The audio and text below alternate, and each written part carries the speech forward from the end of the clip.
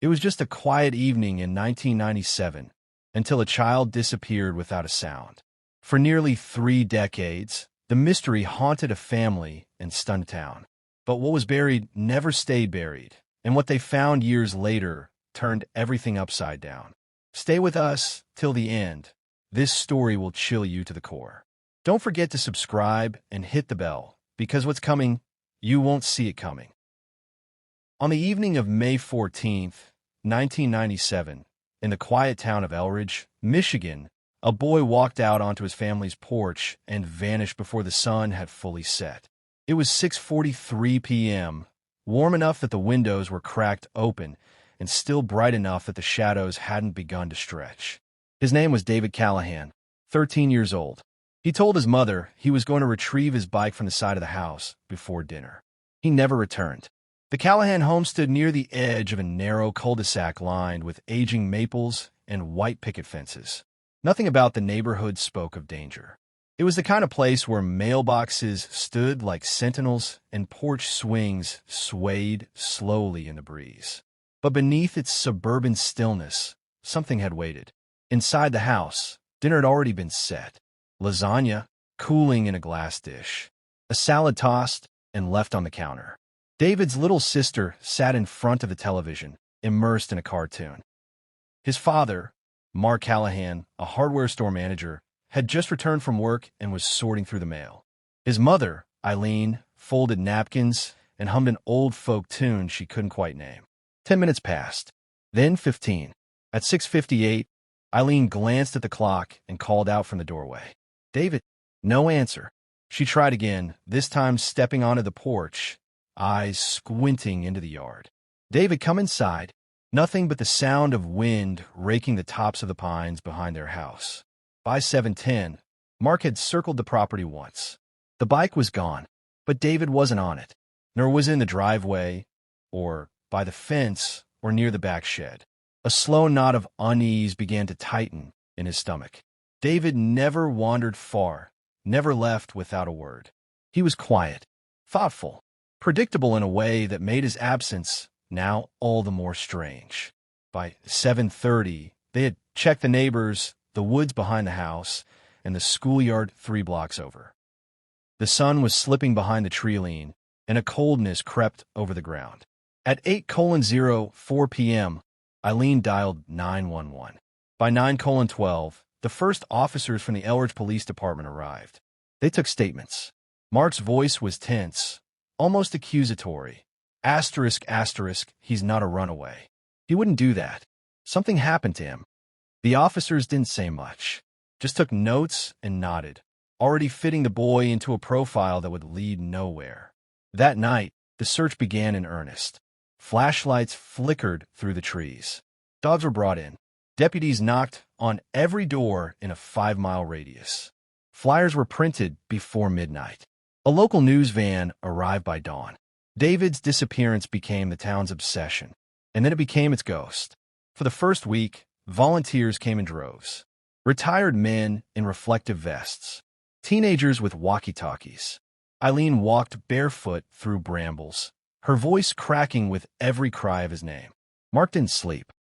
He made maps, marking areas already searched, compiling names of anyone who might have seen something. He accused the neighbors. He interrogated a gas station clerk who had looked at David funny a week before. He called the station 3, 4, sometimes 5 times a day. The media pressure was suffocating. The town newspaper printed David's face across its front page with the words, "Missing. Where is David Callahan?"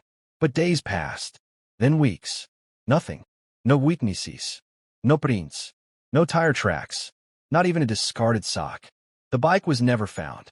On the 22nd day, the police scaled back the search. The community, drained and confused, started turning inward again. Sympathy turned to whispers. Some wondered aloud if the parents had missed something. Asterisk, asterisk, was David unhappy? Did he have enemies? Others spun tales of stranger danger, or claimed he'd fallen into the old quarry 3 towns over. But the quarry had been searched. Everything had. By August, 3 months later, the case was officially cold. The Callahans began to fracture. Eileen stopped going to church. Mark quit his job. They no longer sat together at the dinner table. In the silence of their evenings, Mark watched the window. Eileen read old letters David had written from school. Their daughter, only 10, became invisible to them. In October, Eileen consulted a psychic who claimed David was somewhere warm, surrounded by animals. She believed it for 3 weeks. Mark began drinking. Not heavily, but steadily. In December, he punched a wall after the police declined to follow up on a supposed sighting in Ohio. When Christmas came, the lights were never hung. The town forgot. But Mark didn't. For 6 years, he chased every rumor, every whisper, every anonymous tip that slid through the cracks. He hired 2 private investigators. One disappeared without giving a report. The other sent a flimsy, half-completed file and then ghosted them. The house remained a tomb. David's room untouched. The calendar on his desk still turned to May. A faint smell of pencil shavings and old laundry clung to the air, like a memory refusing to be exorcised. By 2003, the marriage was gone. Eileen moved into her sister's home in Traverse City. The daughter, now 16, left for college early. Mark stayed, alone, haunted. And then came February 11th, 2003. It was a bitter Tuesday. Snow piled thick against the window panes, the wind howling like wolves across the rooftops. A man named Trevor Dent, an out-of-town contractor, had purchased a neglected red brick colonial on Miller Street, just 2 blocks from the Callahan home. It had been vacant for years, shuttered, dust-filled, forgotten. Trevor planned to renovate it into a bed and breakfast. While tearing down the interior walls on the main floor, his crowbar struck something hollow. Beneath a false panel, brick over wood, sealed with rotted insulation, he found a narrow vertical chamber. Not a room, a cavity, just wide enough to fit a child. Inside were folded clothes, wrapped in plastic. A tiger's baseball cap, faded with time. A flashlight, corroded. And a sketchbook, curled with age. He called the police. Deputy Marcus Hale, one of the original officers on the 1997 case, arrived at the scene. He was older now, heavier, more tired, but his hands trembled when he saw what had been pulled from the wall. The sketchbook had David Callahan's name inside the front cover, and the drawings, dozens of them, were chilling. Charcoal images of brick walls, tunnel-like spaces, long, narrow corridors, a dark shape with white eyes, peering from cracks in the stone. One recurring symbol, repeated again and again, like a brand. A circle with a jagged line splitting it in 2. On the final page was a phrase, scribbled dozens of times, the letters cramped and frantic. It's behind the wall. It never sleeps. It breathes. Forensics teams scour the house. No blood, no bones, no biological traces. But the plastic wrap had been sealed from the inside. The clothes were confirmed to be what David wore the night he vanished. When Mark was brought to the scene, he felt his knees in the snow. He couldn't speak, could barely breathe. The question everyone now asked, how did the items get there? And why that house? Asterisk, asterisk. The property had no records of tenancy from 1996 to 2002. Utilities were inactive. No neighbors reported movement or visitors. But the layout of the hidden cavity suggested it had been crafted with intent. Not random. Someone had known how to build it, how to seal it without notice. There were no fingerprints. But something was wrong about the walls. Not just in the Miller Street house, but in the Callahan home, too. 3 days after the discovery, Mark began tearing down part of his own basement, driven by a gnawing suspicion. That's when he noticed the paneling in the laundry room. Just slightly thicker than the blueprints had indicated. Just slightly off. When he pried it open, a narrow draft struck his face. Cold. Foul. Beneath the drywall, he found a hollow space. Bricks lining the inside. Scratches along the wood. And then, the unmistakable sound. A soft, rhythmic rasp. Like breathing. Mark Callahan stood frozen in the laundry room of his old house, sweat prickling his scalp despite the February cold. The wall had been pried open to reveal the hidden void, no more than a foot wide, brick-lined, running vertically from floor to ceiling like a chimney that had never been meant for air. His flashlight beam pierced into it, catching flakes of dust suspended in stillness. Then it came again, a low, wet draw breath, faint but real. He backed away instinctively, heart thudding against his ribs. The beam trembled in his hand. Every instinct screamed that what he heard was impossible. There were no animals in the walls. No vents connecting this space to anywhere else. This wasn't some rotted ductwork. This was a sealed chamber. It took him nearly 5 minutes to gather the courage to get closer again. This time, he leaned in and whispered his son's name. David.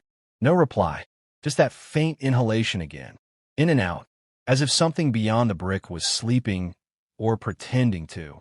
He called Deputy Hale that night. The authorities returned with thermal scanners and fiber optic cameras. The cavity was narrow, extending downward behind the foundation, deeper than expected. When they fed the camera down, the screen showed uneven stonework, spiderwebs, old mortar, and something else. Carved into the stone in dozens of places was the same jagged symbol found in David's sketchbook, a circle split by a lightning-like line. They didn't find a body. They didn't find David. But there were other things. More drawings, balled up in plastic sandwich bags. A cracked Game Boy. A button from his favorite denim jacket. Things too specific to be coincidence. There was no explanation. No sign of how anyone could have entered or exited that space. The case was reopened. Elridge was no longer a quiet town. In the days that followed, rumors tore through the community.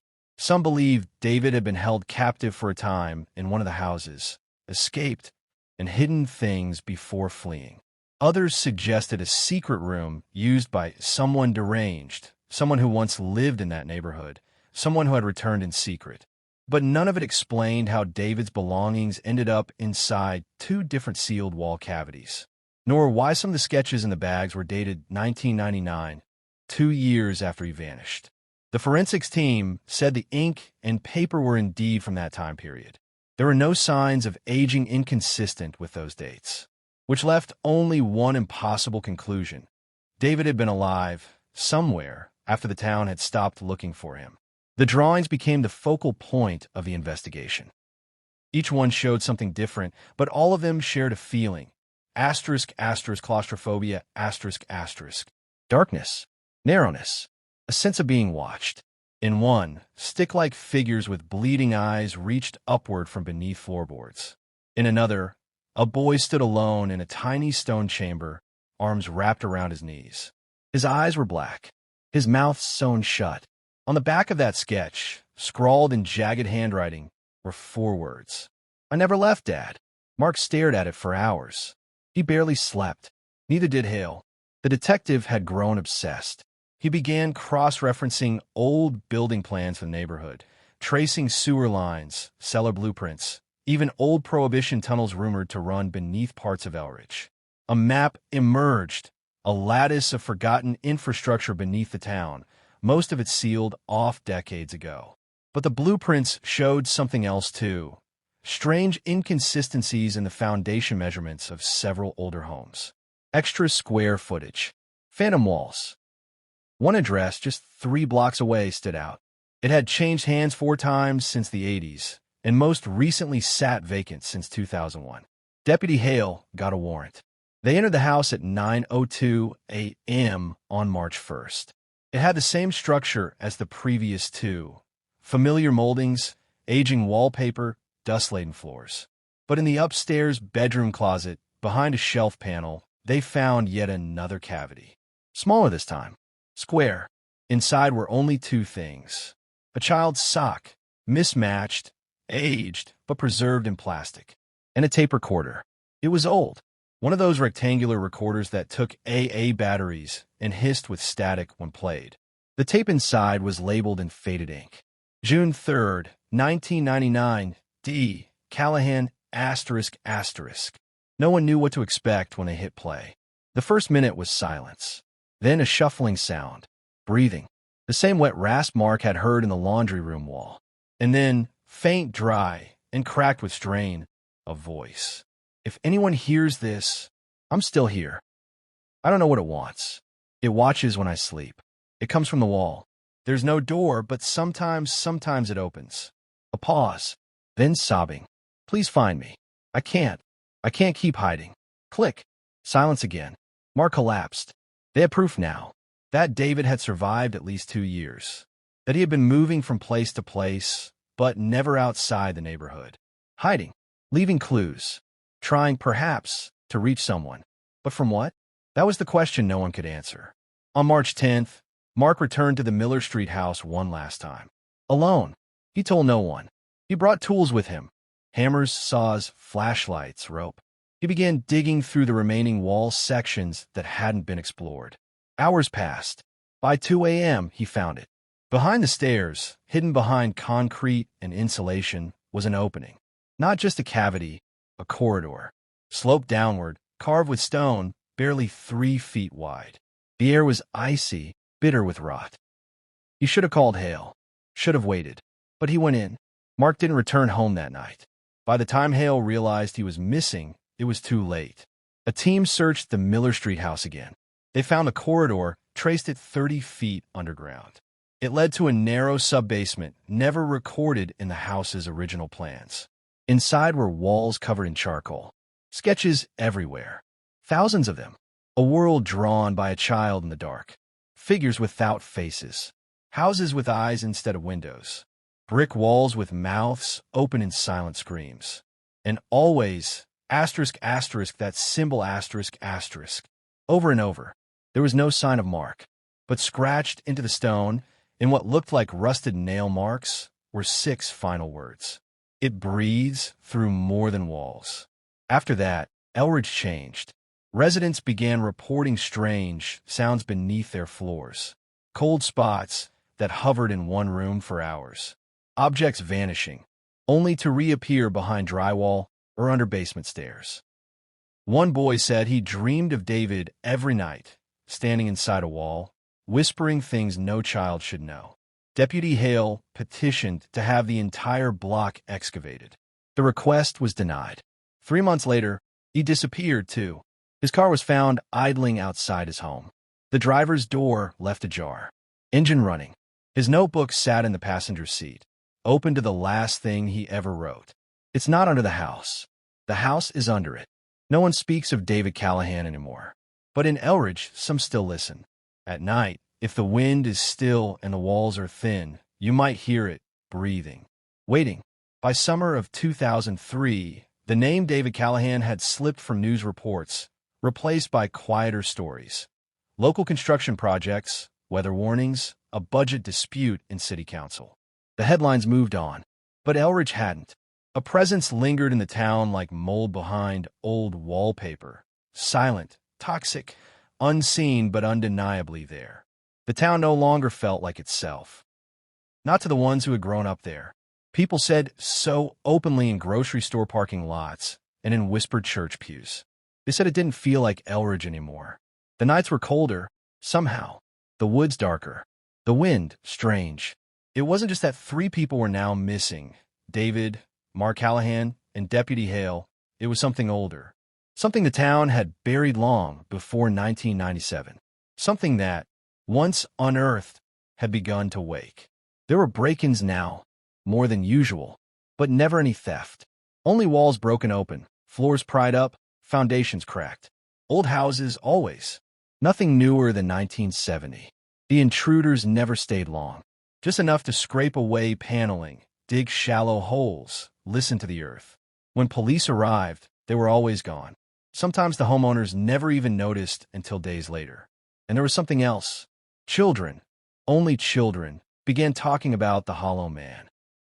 It began with a second-grade boy named Lucas Green, who told his teacher he couldn't sleep because of the man in the bricks.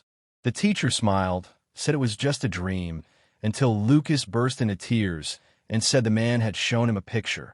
Asterisk, a picture of a tunnel with teeth. Asterisk. Lucas' parents found that exact sketch taped to the inside of his closet 2 nights later. It matched one of David's missing drawings. Identical. That's when the town started whispering again. Quietly at first, then louder. It's happening again. The phrase caught the attention of one man who hadn't spoken to reporters in over a decade, Harold Whitmer, former fire chief and longtime Elridge resident. He called a local archivist, asked for blueprints of the neighborhood, and then disappeared 2 days later, leaving behind only a stack of microfiche printouts spread across his dining room table. Deputy Hale had marked one of those same printouts in red ink before he vanished. It was a zoning document dated 1949, and on that document, barely visible beneath the typewritten lines, was a black stamp pressed into the corner, authorized under Project Jacob's Veil, Class 4, not for civilian distribution. It made no sense. No one had ever heard of it. No records of it existed in public archives. But the document mentioned a series of structural reinforcements approved for the Elridge subdivision. The reason for the reinforcements? Subterranean anomaly stability. Category 3. Active. It sounded like gibberish, but those who saw it knew it wasn't. A small group of residents began to meet secretly. Retired contractors, town clerks, a historian. They pooled everything they could find: old permits, aerial photos, even one grainy image from 1952 showing a massive excavation site where the Callahan house now stood. But the site had been filled in within a year. No reason was listed. The historian, a woman named Joanna Kerr, was the first to suggest it aloud. Whatever's underneath Elridge didn't start with David. It started long before we were born. She was right. In October 2003, Joanna drove to Lansing to consult with a former geotechnical surveyor who had once worked in the Elridge Basin. The man was 91, near the end, but when shown the blueprints, his face changed. "They built over it?" he whispered. "Over what?" Joanna asked. He didn't answer, only said, "Some things aren't buried because of land. They're buried because they breathe too loudly when they wake." She didn't sleep that night. Back in Elridge, more disturbances were reported. A teenage boy was found sleepwalking through his yard with mud caked to his feet. His parents swore his bedroom door had been locked. He had no memory of leaving the house. A woman in her 80s claimed she saw someone made of wires and skin moving inside her wallpaper. She died 2 weeks later from a sudden brain aneurysm. And beneath it all, rumbling beneath basements and floorboards, people reported the same thing. Breathing, rhythmic, wet, constant, in the walls, in the soil, in the dreams of their children. Joanna returned to Elridge with 3 files she had quietly pulled from forgotten state archive. They were declassified, but never digitized. Their pages were warped with age, stamped and redacted, but enough could be read. Project Jacob's Veil, initiated in 1947 by a now-defunct civilian contractor operating under classified infrastructure authorization, had one purpose: to seal and contain an undefined substructure located beneath northern Michigan, initially discovered during a failed mining expedition in 1911.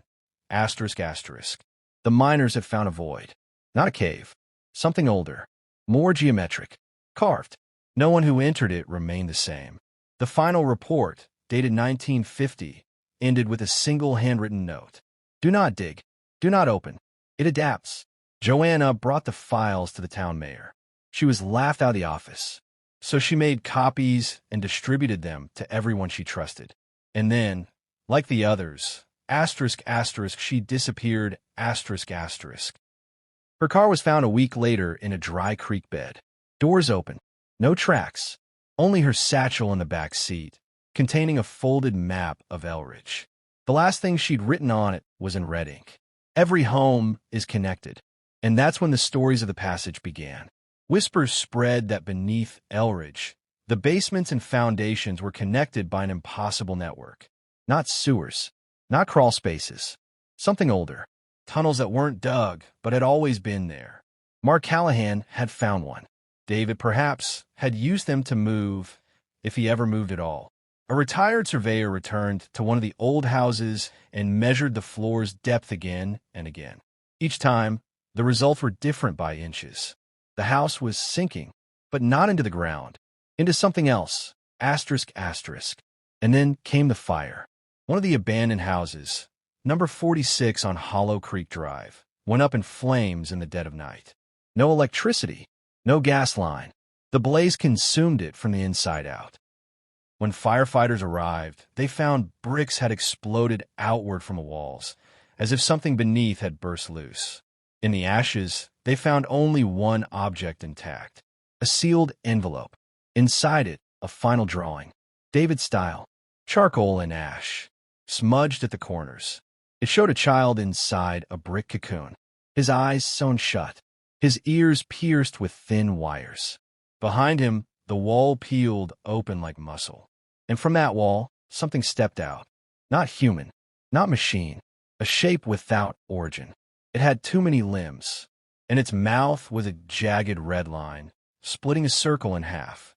At the bottom, scrawled in smeared graphite. I think I was the first, but not the last.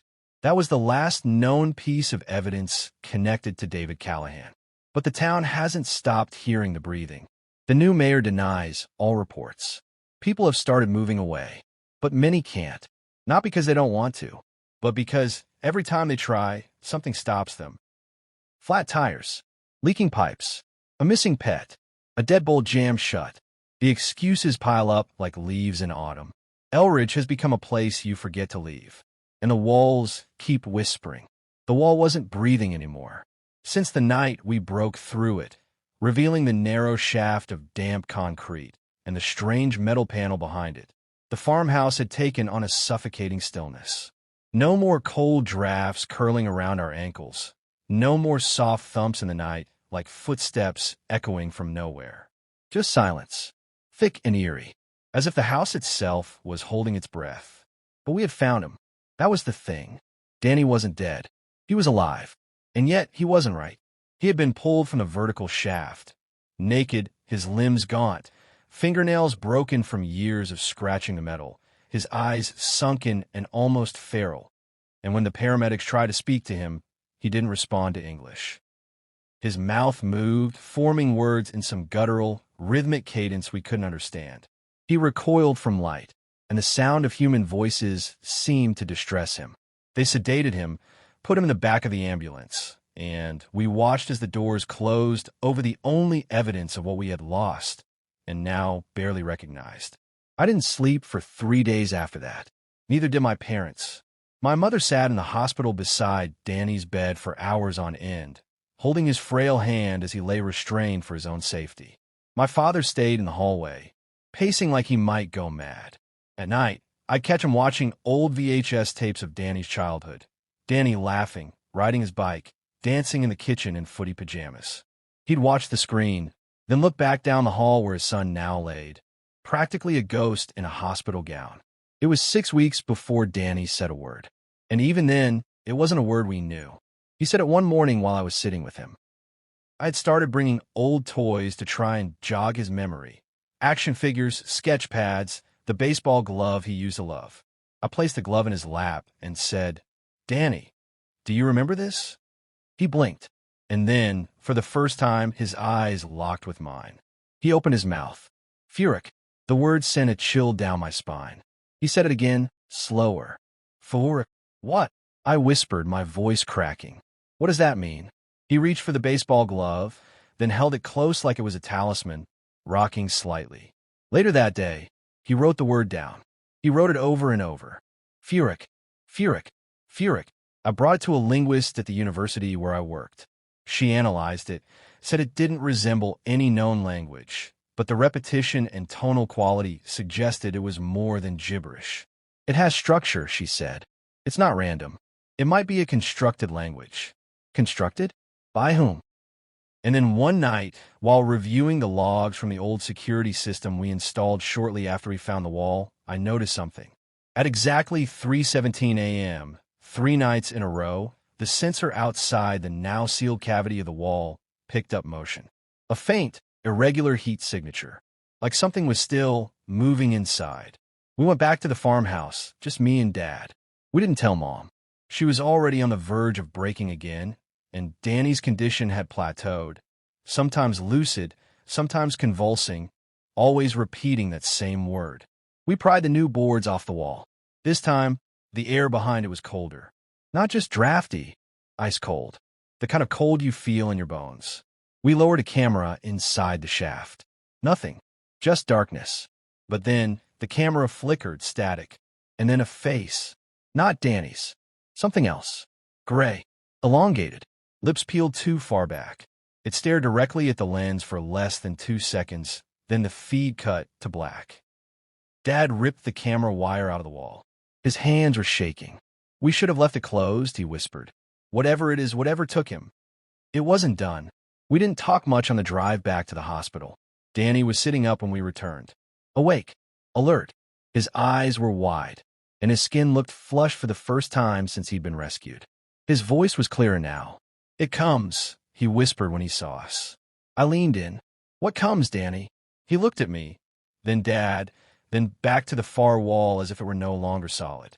"You opened it. It can't stay sealed anymore." We reported the incident to local authorities, but they found nothing. No evidence of intrusion. The shaft was scanned. Empty, they said. Cold, yes, but nothing living. Danny refused to return to the house, and so did we. Months passed. We tried therapy, tried to integrate Danny back into normal life. But every night, at 3:17 a.m., he would wake up screaming, "Furyk is here. Furyk is here." He drew symbols on the walls of his room. Circles, slashes, intersecting runes like something out of a forgotten cult. One night, he was gone. The window was open. The same chill drifted through the room. On his bed was the baseball glove, perfectly centered, and scratched into the windowsill, the word, Furyk. We never found him again. It's been 2 years now. My parents have stopped speaking to the press. The hospital classified his case as a psychiatric relapse, likely a fugue state followed by self-harm or suicide. But they never found a body, never found a trace. And I still get emails from an untraceable sender. All they contain is that same word, sent every year on October 18th, anniversary of his disappearance. Furyk. I don't know what it means. I don't know if it's a name, a place, a language, a warning. But I do know this. The wall was breathing for a reason. And now that it's awake, something else is waiting to take its place. God help whoever finds that house next. Because not everything that disappears is lost. Some things are simply waiting to be remembered. And some walls should never, ever be opened.